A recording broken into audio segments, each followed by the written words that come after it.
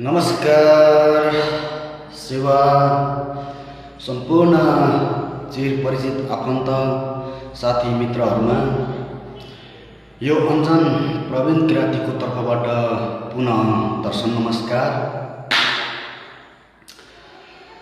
आज म यहाँहरूको माझमा टुक्रा टाक्री गीतहरू गाएर हजुरहरूको समय लिन चाहन्छु।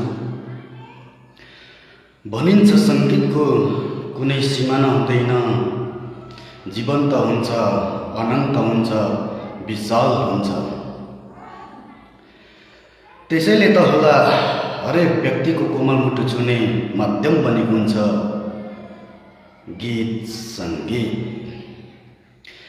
गीत सङ्गीत बिना कोही मान्छे बाँच्छ भने कि ऊ ढुङ्गा हो या मूर्ति।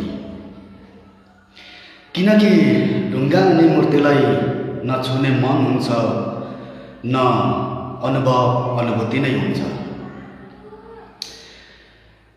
त्यसैले गीत सङ्गीतमा नरम्ने मान्छे बिरालै होला।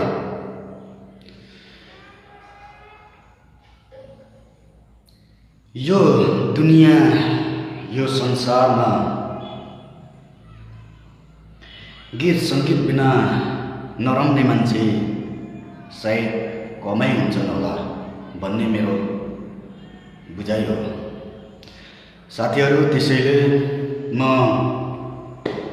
यहाँहरूको माझमा जानी नजानी टुक्रा टाक्री अघि नै मैले भनिसकेँ, टुक्रा टाक्री गीतहरू गाएर थोरै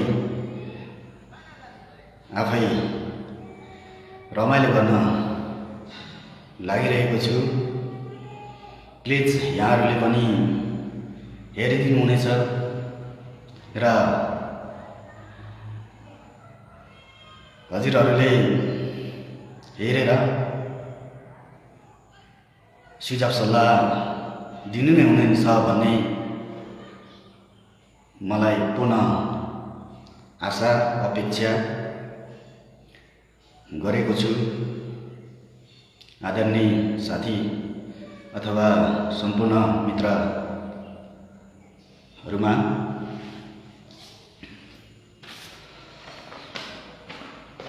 म यहाँहरूको माझमा सर्वप्रथम चाहिँ म त मर्छु क्यारे भन्ने यो बोलको गीत आदरणीय दाइ